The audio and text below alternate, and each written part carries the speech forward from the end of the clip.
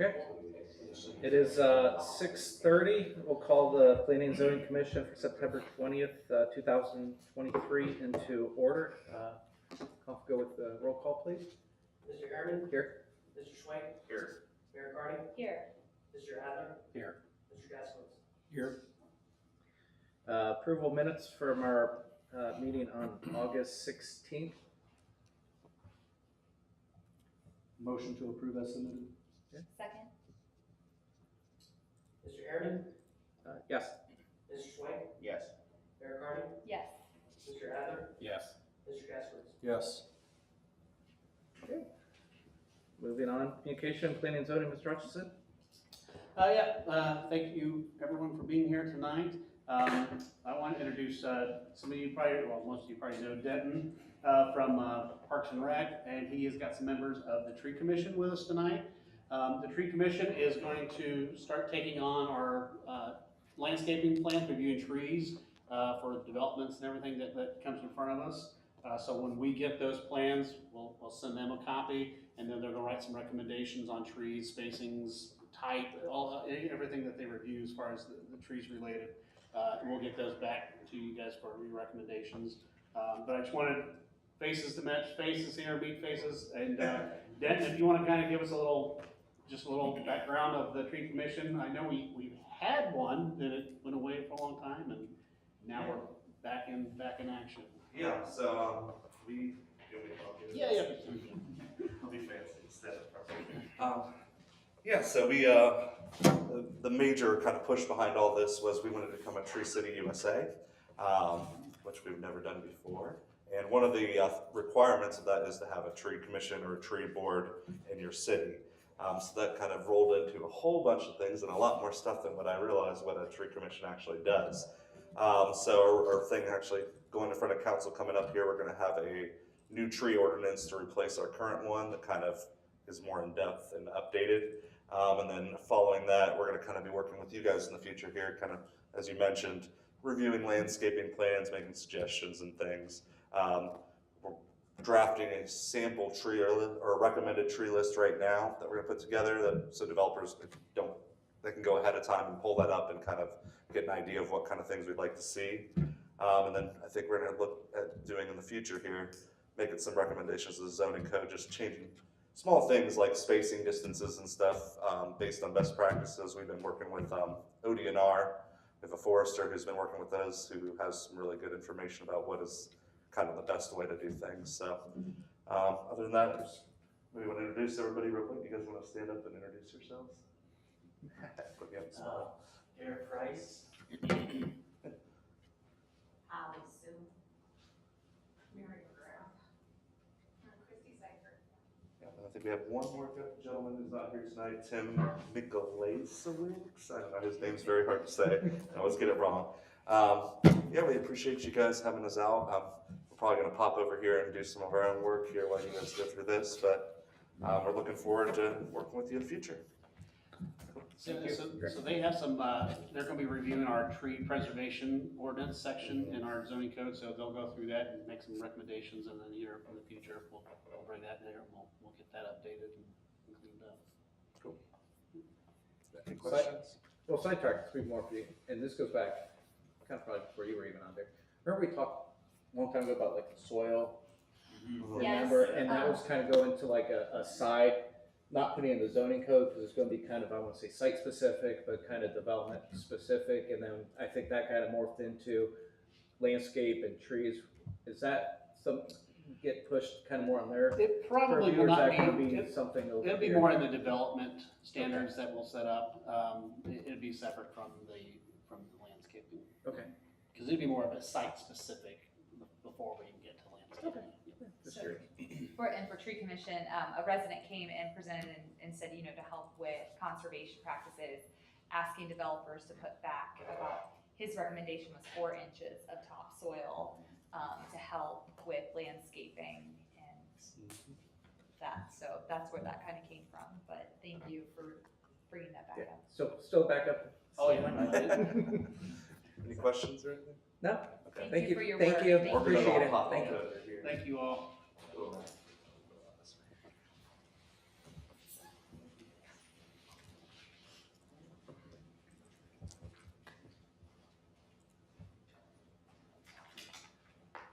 anything else, Ms. Hudson, with that? That is all I got tonight. Okay, Thank you. good. Okay, Mayor Kearney. Yes, I've been working with Mrs. Jenny Brill and Plain City Business Association. Tuesday, September 26th, we're having a Meet the Candidate Night at Plain City Elementary School where residents or community members can come in and from 6 to 7, listen to council candidates. And then from 7 to 8, can come in and or stay and listen to school board candidates. And so that'll be Tuesday evening. And then also, council is participating in kind of an uptown walking tour of businesses on September 27th around the lunchtime. Trying to get a little bit more face-to-face time with business owners and hearing their concerns firsthand. I know Mr. Jason Sanford's organizing that along with Jane Sense, the council president. Union County Chamber created this and did with the chamber board, and so Mr. Sense thought it would be a great idea for council to do that here in Plain City. And then going to meet with State Rep Brian Stewart on next Thursday, the 28th. He's having all of the Madison County officials in for a luncheon to hear concerns. So it just seems like every meeting is happening next week. So there's a lot going on. Thank you. Public comment. Mr. Mayor. Oh, I'm sorry. Just, it's not on the agenda. Typically, BZA is on the agenda for planning and zoning. We haven't had a meeting in months, so maybe that's why it's been overlooked, but we did have a meeting last night. Oh, good. It was just a setback issue, a variance issue for setbacks, and then the building size of an accessory structure on a private residential lot. That motion or that application was approved to modify the setbacks and the size of the garage that he wants to build.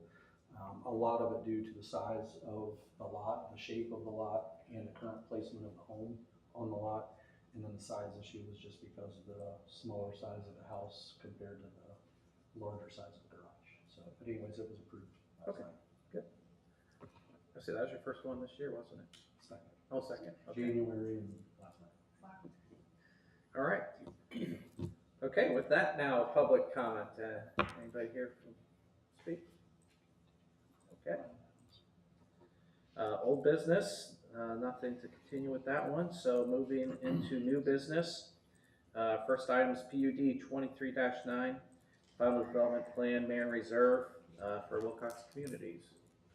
So, And like we normally do our development plans and plat, we could review them both at the same time, just separate votes on those. okay. So then that would be the kind of discussion, and including PZ 17, the preliminary plat with Marion Reserve. So. Want to take it forward, Gary? If you're on, I love to talk. Read this once. Good evening, ladies and gentlemen.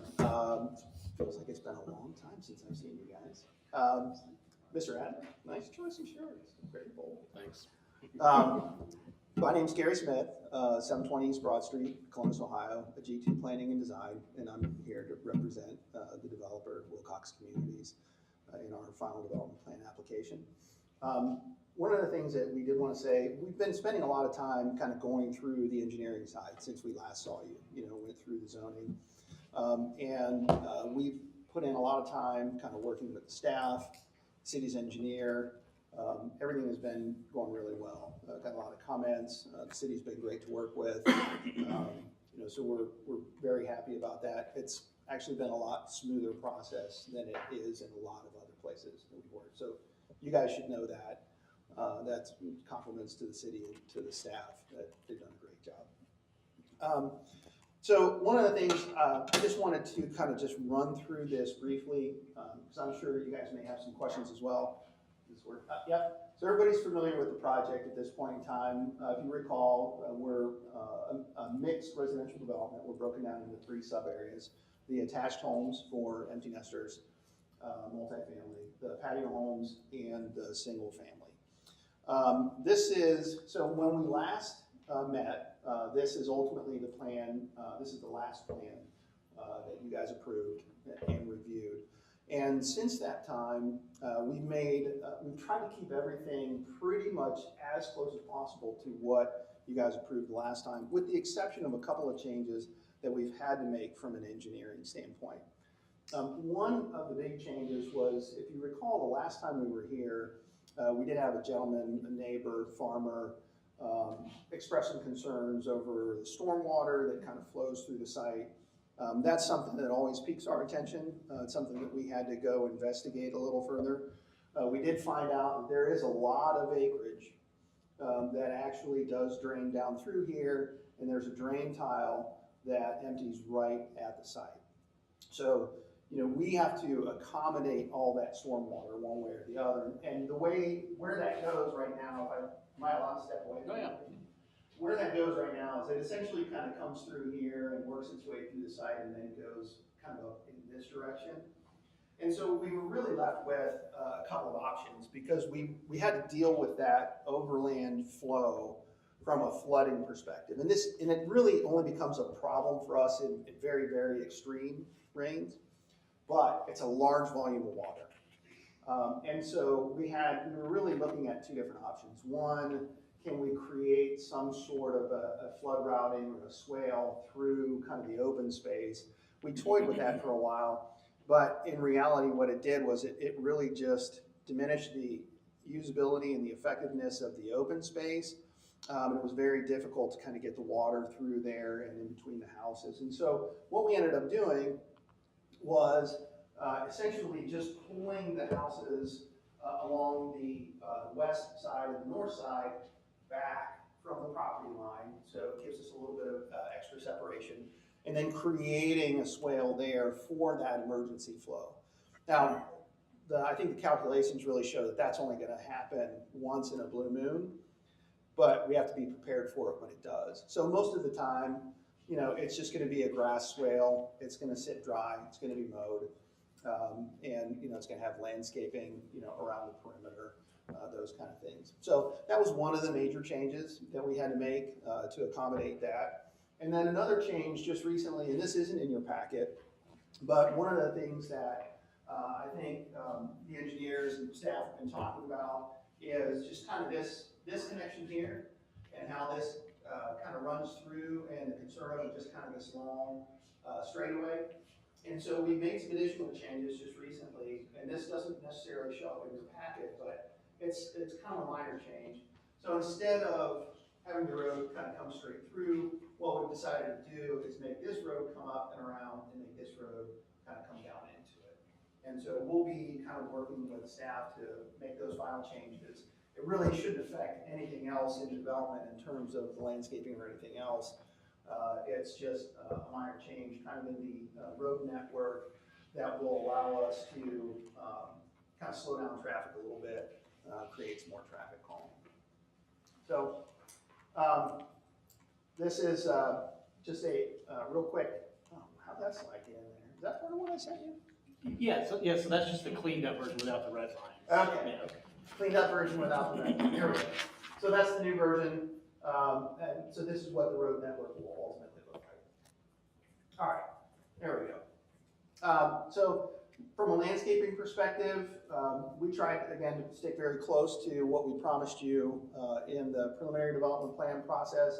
So landscaping, again, around the perimeter, street trees, lots of trees kind of in the open space, the path network, continuing through the development and then connecting up to those spaces going north and south.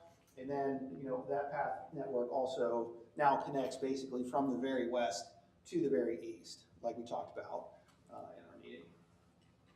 So this is just the east side of the development, same thing. You can see where we brought that path essentially from this middle open space over, up and around, and then up, back in, over to where it could ultimately connect back up over into Madison Meadows.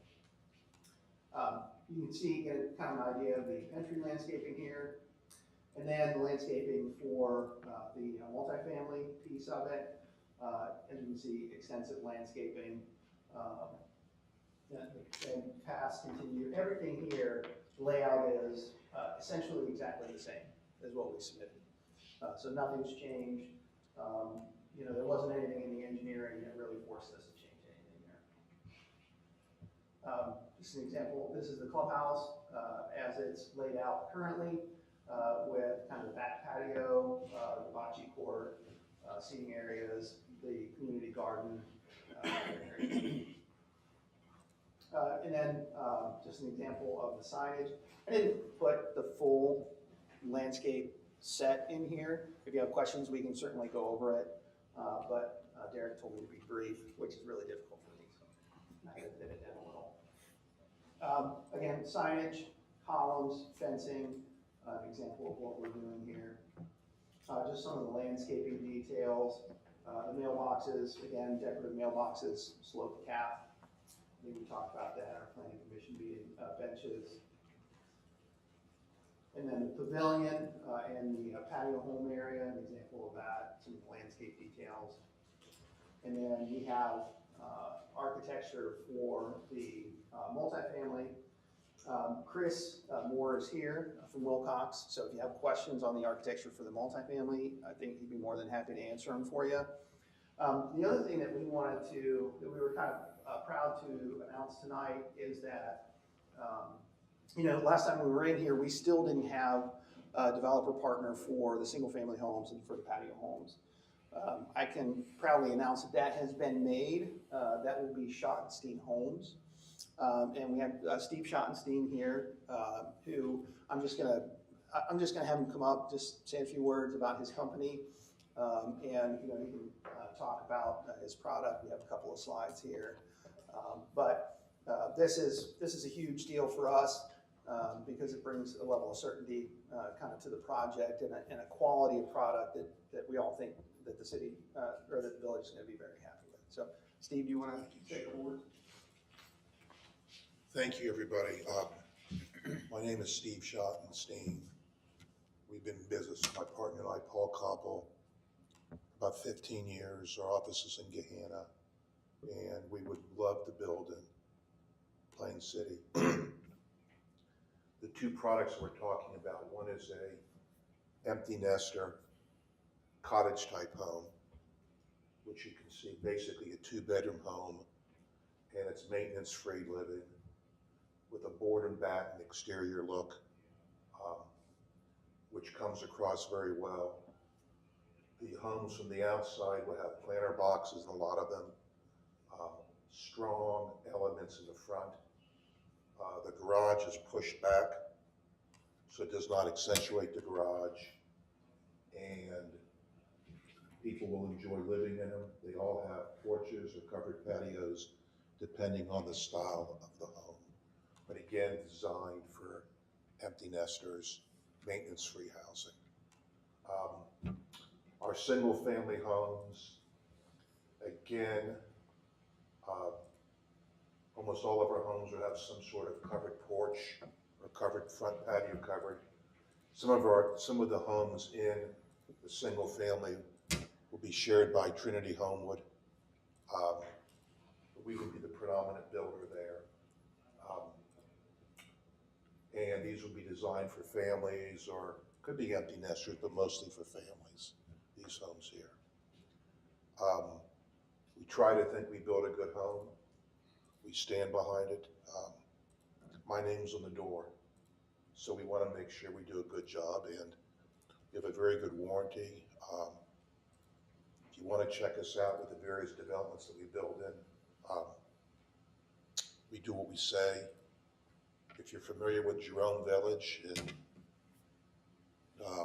Union County, we've sold more homes there than anybody, or closed homes, I'm sorry. But this is what we want to try to do here, and we think it'll be very nice. And hopefully we get in here before you know it and get some people happy and start paying their taxes and everything like that, so we can take advantage of a great community. We love the design. We're looking forward to be partners with Wilcox. And the sooner we can get started, the better it is. Does anyone have any questions, or anyone want to buy a home? Anything at all? Derek or anybody at all? My number, if you have any questions, can be 614-478-1100. Most people in this meeting won't give cell numbers, but if it's important, you can call me. My cell number is 614-440-3200.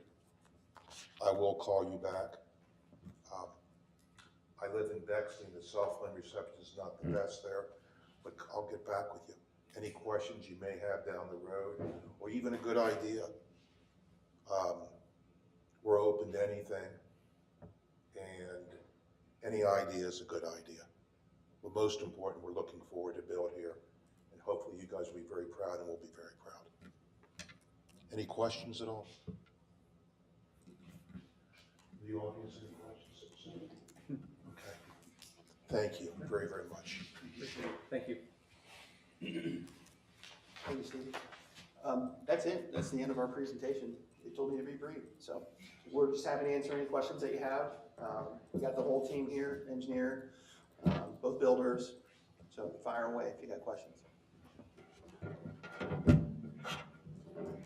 A couple of questions, just about, and these are assumptions I'm making. I was looking through the plans, and you had signs, the street signs, no parking and so forth on certain sides of the road. Just to make sure the place which you're placing the no parking signs on is gonna be the same side fire hydrants go around on. Yep. We've talked about the mailboxes, and I see in the zoning text you have, the cluster mailboxes listed in there, so I know that it's at least being addressed. Yep. I don't know that I necessarily see the placement of those on the plans. I'm guessing, They should have it been looks on like there. there's a couple of indentations Yeah, throughout. we had some off-street parking spaces. I know they're on there. I have to go back and, we're gonna have a mailbox location here. We have a mailbox location up here. And then we have a mailbox location over here. And a mailbox location.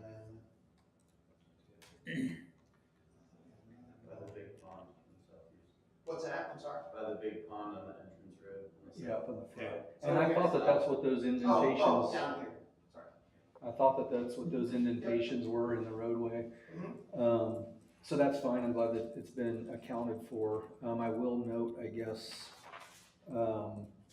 once you've made the reconfiguration of the roadway, so right in basically in the center of the project where it's redlined on the document that we got, there's an indentation that's delineated there, on the old plan, but on the new plan, it didn't make it in. So I don't know, I guess just making sure that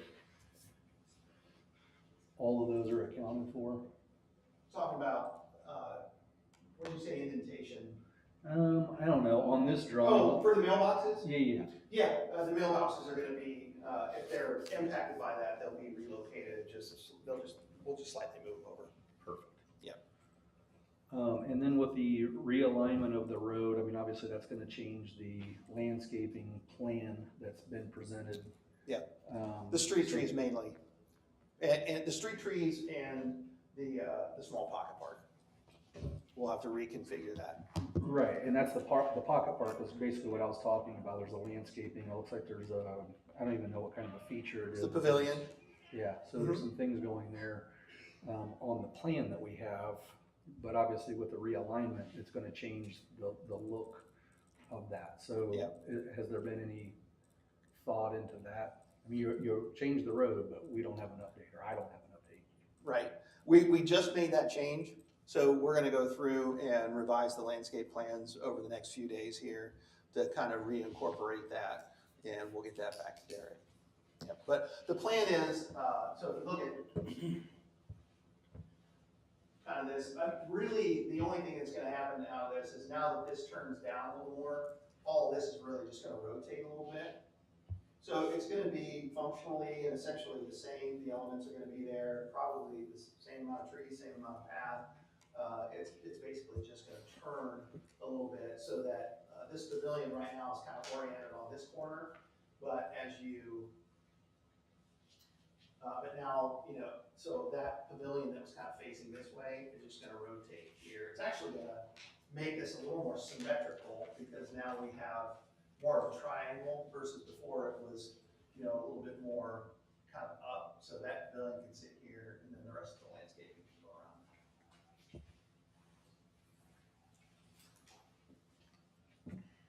So I like that change, like you said, for the traffic, because, Yeah. I mean, people are gonna fly through, so I think definitely adding that curve in, and I assume probably the main, I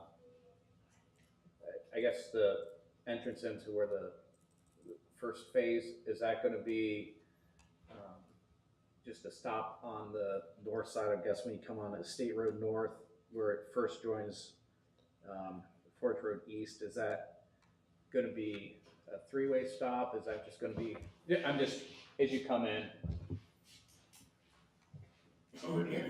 Yeah, I guess it's this one It doesn't work on the screen though. right here, is this, I'm assuming this is probably the main entryway, people are coming with the stop sign here, and then is this gonna be just a stop there? Is I that- think we would anticipate just a stop here and then a stop there. So this would be the continuous movement here, and this would be the continuous movement here. So traffic can come in, you can either, stop here, take a left, and continue going, or you can come in here, stop, and take a right to where you're going. It'll help us distribute traffic a little bit, and either way, you're gonna have to stop, slow down, and make that turn. Is there, and I'm just thinking, I know walking, different things, is the bike path, do you know where that's, I don't know if that's, Yeah. and what I'm thinking is if you had to make it a three-way stop or something, because you're gonna have the same problem, everybody's gonna come in here, if there's no stop, there, Right. all we're doing, you basically shifted your flow through north and south. So I'm just thinking, instead of just at least have some kind of stops in there, so that way, all we've done is everybody's just gonna go left and then fly through the south side instead of the north side. Yeah, I think we can continue working on that with staff and see what a good resolution for that is. Okay. I appreciate you addressing the field tile drainage and working to mitigate that, so thank you.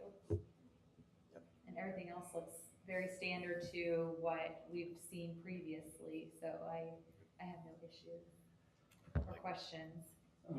Mr. Harriman, just, I guess to follow up on what you're saying, you're basically saying at the intersection of what is listed on here as Forge Road West and where it's being realigned, so on the red drawing, where it intersects then with a State Road North, all in the red section, right? Yeah, so like And they you're said, saying- You're saying put a three-way stop in there, so like when you're going from the east to the west and you get on Forge Road and you get to a State Road North, you would stop there. Just like if somebody was going from the west to the east, they would get to that road and stop there. And then the person from a State Road coming to that intersection, they stop there. I would say so, because they wanted to change this to prevent the flow from going straight through, of being a straight traffic flow.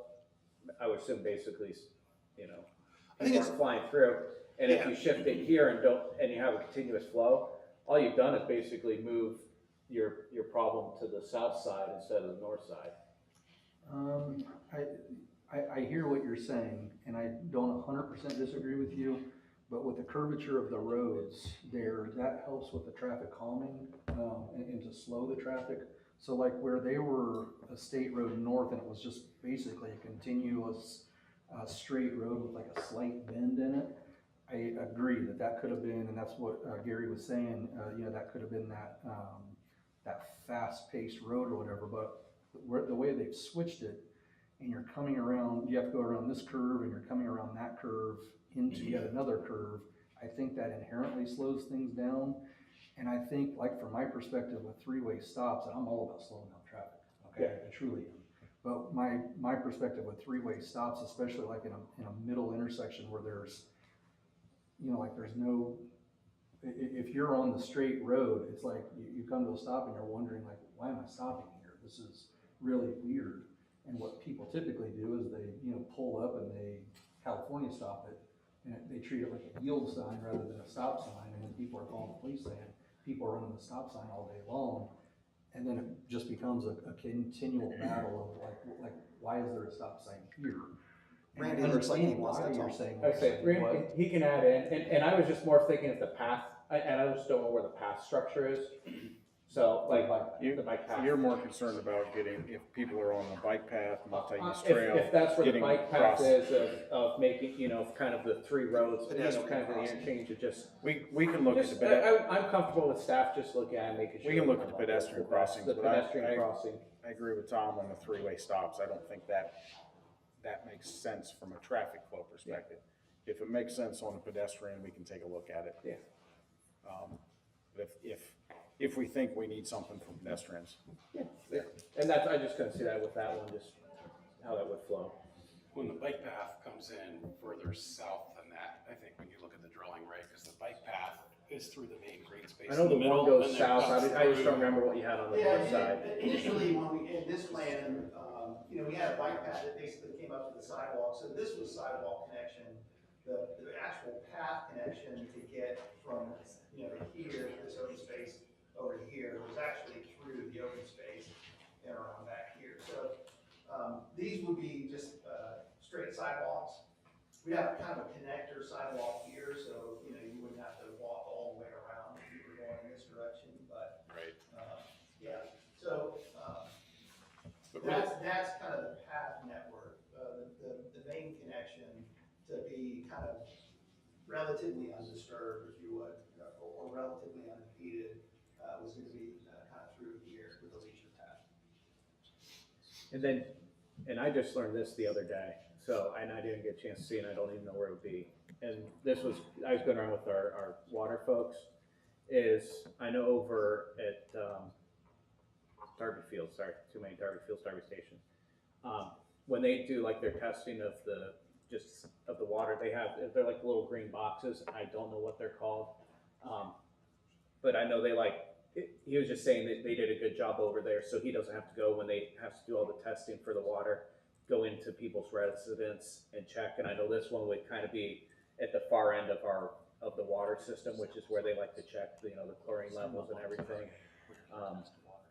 I don't know if that's in there or That's not. valve, you're talking about valve boxes, basically? No, they have water, we did water test stations. Okay, Basically, it's just a little hydrant, if you will, that they can get the water sample and then they Oh, I run see. a water test out there. okay.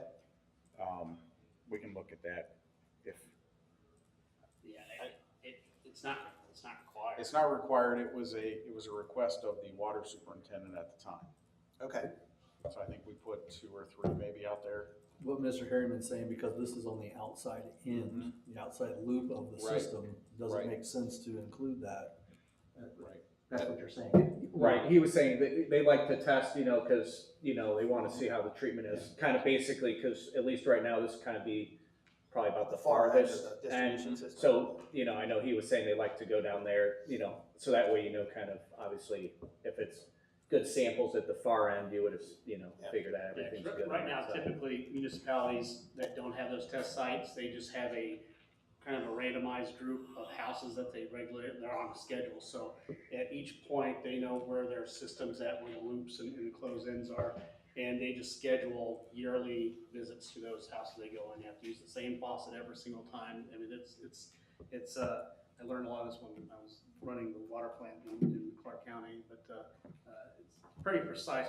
There are very convenient for the testing. Like I said, and I was just kind of going around, and I had no clue what those little boxes were, and he's like, you know, he's just like, this is great. He's like, I can do my job. I don't have to go disturb anybody. I don't have to knock on anybody's door. I don't have to worry about Yeah. running their water. I don't know how much water they have to use or the testing, but Yeah, it's just a vial. it's just, yeah, just a little bit. Well, yeah, but I mean, I don't even know what you're talking about until just a second seconds ago. Yeah, so if you drive through Darby Fields and see a little No, no, green no, box, Yeah, that's that's what what I'm it's for. saying, if we have to test the water, I don't wanna go knocking on somebody's door and having some long-standing agreement with somebody from a specific site, and then somebody else sell that house and buy it, and then we're gonna try to arrange the same agreement, people are gonna be adversarial to that. I mean, I don't want you coming to my house. Yeah, no, I mean, I'm just- you would be off the list then. I Yeah. wouldn't want to go to your house. Yeah, and I just say that out of convenience. I mean, if that's something that needs to be done, I mean, it can't be that much to add it into the. No, we're happy to have the conversation. Yeah, like I said, just, if you talk about it, like I said, I don't even know what those boxes are called. And you're the one that's gonna be the one to probably have the conversation, because we no longer are in the water business. Yeah, you're not in water, we're not in the water business anyway, so. So you're willing to have that conversation? Yeah. Okay. I had one other thing. I know that Mr. Slink has, some things that he wants to go through. One last thing that I had, and this is, into like, I guess the naming scheme of the roadways. You know, we have a state north as the entrance on the north side. We have a state road south on the south side. Those kind of run around and they run into Forge Road West and Forge Road East. I guess like primarily, like, so like thinking about Darby Fields, we have a circular road, looks like a racetrack that you probably remember, that is Alderwood Circle. It's literally a circle, and that's Alderwood Circle north and south. Kind of works because it's circular, it's continuous. These two roads, having the same name but a north and south designation, I think makes things a little bit, I don't want to say problematic, but maybe a little bit confusing. I mean, fire and police, when we respond places, I mean, like, you know, right now, and honestly, if I had to do it over again, when we approved Darby Station, it's been the absolute, I've been here for 25 years, and I know every single road in Plain City, except for that subdivision. And I know that they're all train names, and I know that if I hear a train name, I'm gonna go that direction, but once I get there, I'm really not sure where I'm going. And it's because they all have that, you know, such a similar, you know, that pattern, and it's just kind of confusing. So like for this, and I don't know, Brian, if you have any input, but from my perspective, you know, especially on the public safety side, and, you know, going, like we already have in Union County Estates Parkway, not in Plain City, but it's in our area. Okay. So having a States Road North and a States Road South adds, I think, some confusion. We've already got, you know, Converse Road, Converse Drive, Converse Avenue, Converse Huff. Like, I mean, we've got a lot of things, and it's like, I don't see the, you know, personally the need to add to the confusion. I remember when the developer came in, he said it was, you know, Marin Reserve, and he said that, you know, it's gonna be, you know, a lot of it's gonna be named after family names. You know, like his daughter, I think, was Marin, and that's why it was Marin Reserve. And there was gonna be a connection there. And like for me, I think the estates are confusing. If there was one, that would be good.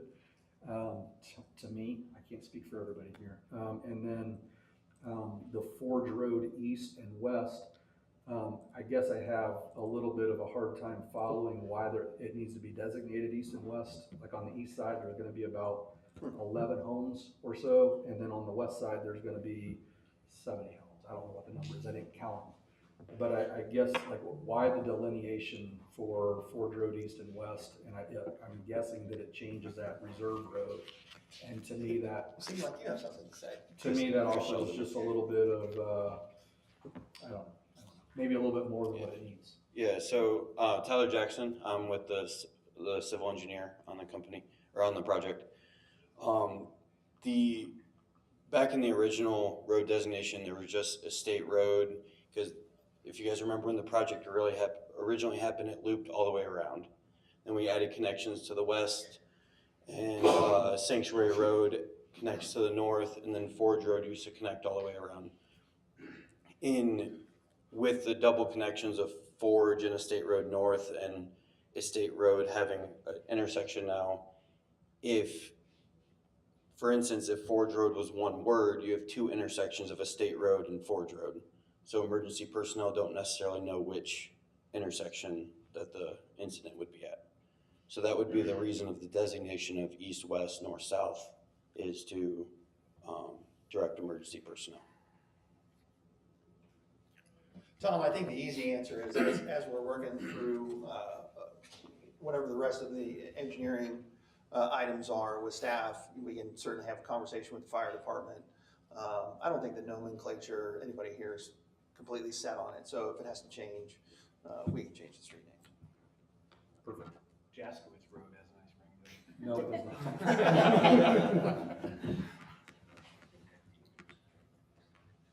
Yeah, that was, I think, all that I had. I have a question. Page 45 of our packet included a colored elevation related to open space plan, open space plan. Yes, Yeah, right. I don't have it up here. Do you but have, do you have it? I don't. I can pull it up for you. Okay. I just wanted to, I wasn't quite clear or sure on some of the items related to the key. I see obviously the open space is designated as solid green, leisure path is pink, which is obvious. The sidewalks blue, the emergency access plan is yellow, but then they've got pond area open space, which then says not counted towards total open space. But it looks like a majority of the ponds are colored with that full green designation, and so I'm curious. What's that? As open space. Right, but I thought as part of the discussions that we've had here was that ponds would not be counted as open space. Is that something that is coming in the future, or is that? Well, if you There was recall. one, and I think you guys had a Yeah. request for a variance for, and I forget what, I Yes. had, it was like Maybe ponds, it it was like whatever, ponds 2, 4, 6, whatever the number. Right. You said, there was So the a- ponds that we could get a path around and Okay. incorporate into the aesthetic and kind of the amenity. Yeah, and I think that's what it was. Those it were was allowed gonna to be- include, Okay. the ponds that were isolated, that couldn't be used for any kind of recreational purpose I see. were Okay. excluded from the open space, yeah. Okay, all right. The other question I had was related to the plantings kind of on the south end of that Ford or State Road, I guess. Which is State Road? It's just a State Road on this plan here, so, the south end, I mean, you can see obviously from the pond forward to the west, right? Which is, and honestly what it is, it's where the residential units directly abut up to the property line.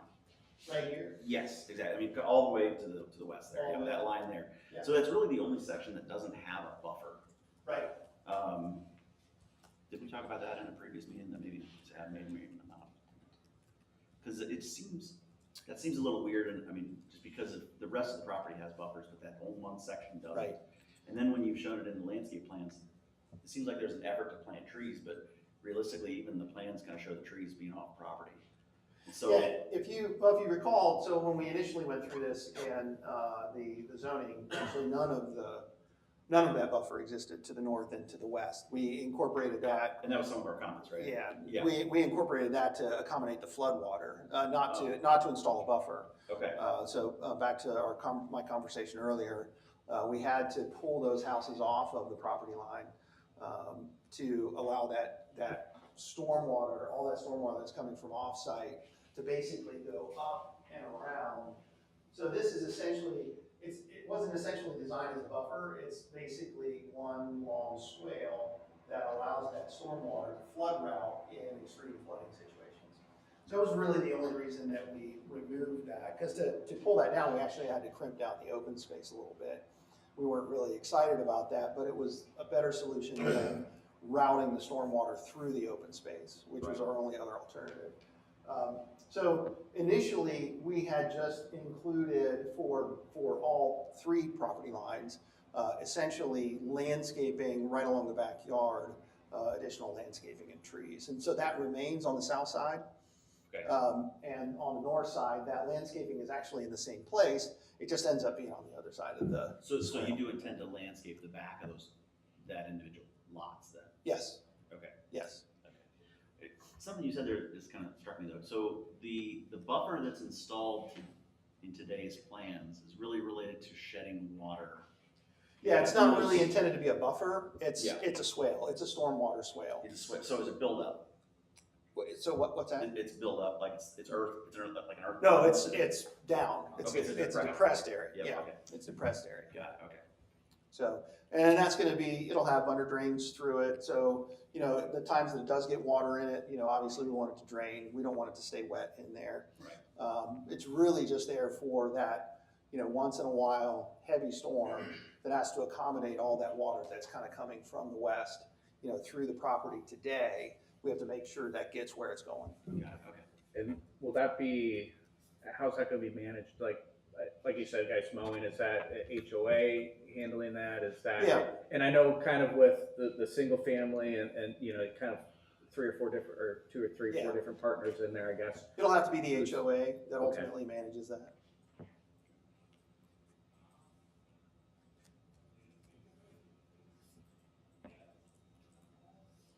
So just to confirm what you told Mr. Swink, you're actually gonna be landscaping the rear of the properties on what is listed as Estate Road South.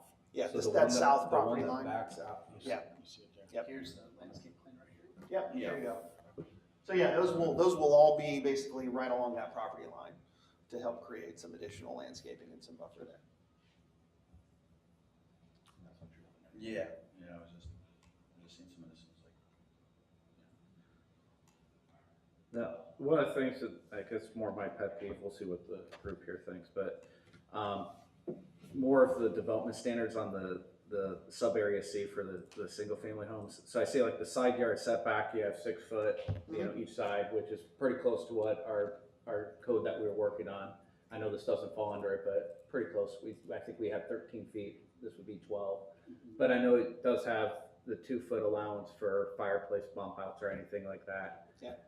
You know, also you start, this is my, like 2 feet on each side, so now we go from being 12 to being 8 between the houses. People do landscaping, you have a little thing of there, 3 feet of each side, so now you got maybe about a foot, you know, to get a mower through. I know that's probably small, and you know, saying not everyone's gonna do it, but, I don't know. I mean, I don't know if you could put a note in there, you know, that, you know, only 2 foot on one side to kind of help maintain a little bit more separation.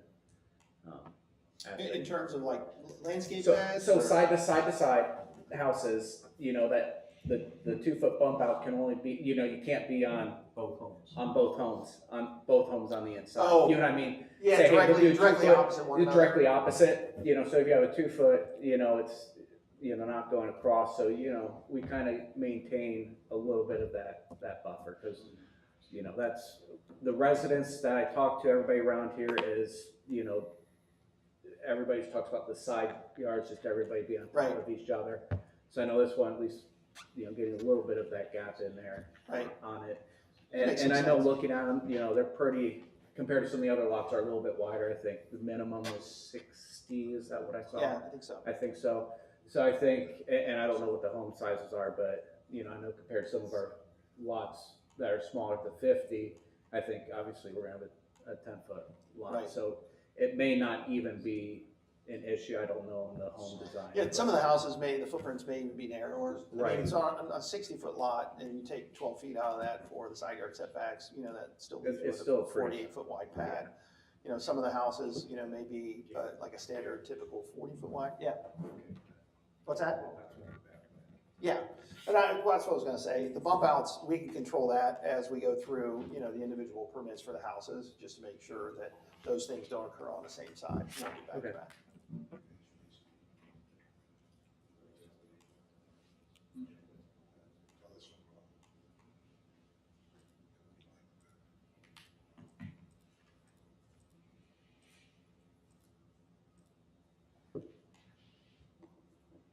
Mr. Adler, what do you think? I don't have any additional callouts. We're the quiet half of the room here tonight. I like the board and batten on patio homes. I thought that was, It's the a great design look. features. Mhm. Yeah, It is a great look, kind of a Yeah. farmhouse style. yes. Yeah, it was a very good looking product. Yeah, I'd be curious, you know, see how it starts taking shape of what it looks like. 'Cause Yeah, I the think it's renderings gonna, look I think nice. it's gonna look fantastic. And I think the design elements and elevations that we see here tie in well between the 3 different product types as well, which is good. Yeah. The challenge that I feel like you see in a lot of these communities is you get 3 completely different products that are side by side, and it just looks disjointed. Well, and appreciate like all the steps that have been taken of like the conceptual meeting and like getting a lot of our like early concerns and you like brought Yeah. back and listened and so I mean, really, that's why I've been quiet is because at this end of the, at this final stage, like it's everything we had talked about. Yeah, you We guys, laid a lot it's of been groundwork nice, early. everything you guys done, really addressed a lot of the concerns. And I just wanna make sure, Plain City Lafayette, as much as it is being nice 2-lane road right now, just, is there enough for if that road ever needed to get, turn lanes, get wider? Is there, Well, I mean, They will be putting in a right turn lane in Yep. to their development. okay. Oh, Um, sorry, So- I looked down, I can see that black line now, like, Well, and there's no houses even remotely close to Plain City Lafayette in the plan, right? So Right. there'd be options that if you had to widen, you could rework it in the yeah, future. well, no, I mean, I'm We're- just, and I just wanna also- make sure, cause I know, planning, obviously right now, you're dealing with, but I We're also assume, dedicating right away. Yeah. Across Plain City Lafayette Road, so. just thinking in the future, stuff gets bigger, Have to make to. sure, I don't wanna sit there and people complain that, Yep. we don't have the room.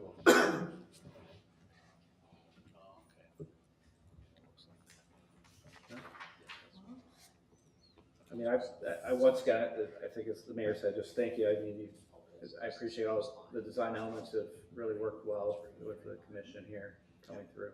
Well, we definitely appreciate all the input that we've gotten from the board and all of the cooperation from the staff. And it's really made it a pretty easygoing process, I will say. Well, thanks. so we have So- the preliminary, oh, go Go ahead. ahead, no. So we have the preliminary plat here. Now, the plat doesn't show the change, so when we come back for the final plat, obviously that street line that will be in there. Final plan, we'll modify everything we talked to tonight in that plan. The minor details we'll work out on staff level, but we'll coordinate with you guys just to make sure everyone's in the loop of what was the final call on everything. But after tonight, the next step will be the final plat. So that's a little work to do. but So I'll motion to approve PUD 23-9. I'll second. Mr. Harriman, Yes, Mr. Swain, Yes. Mayor Carney, Yes. Mr. Adler, Yes. Mr. Gaskin. Yes. and then I'll go ahead to motion, PZ 17 preliminary. Now is that with the conditions, it stayed with the design changes and the staff? Yes, since it's just preliminary, it'll be corrected in the final. Okay, Second. Mr. Harriman, yes, Mr. Swain, Yes. Mayor Carney, Yes. Mr. Adler, Yes. Mr. Gaskin. Yes. okay. With that, thank you, appreciate it. Thank you very, very much. Thank Nice you. meeting you. Nice meeting you. All right, thank you. Thank you, guys. Discussion items, anything? You got anything, Brian? I say, you have to go down to the bonfire here. You're not the homecoming team tonight? You're not the homecoming team, the parade tonight? No? I forgot you were back there, actually. Jeez. All right, with that, Ms. Justice, Motion to adjourn? I'll second that?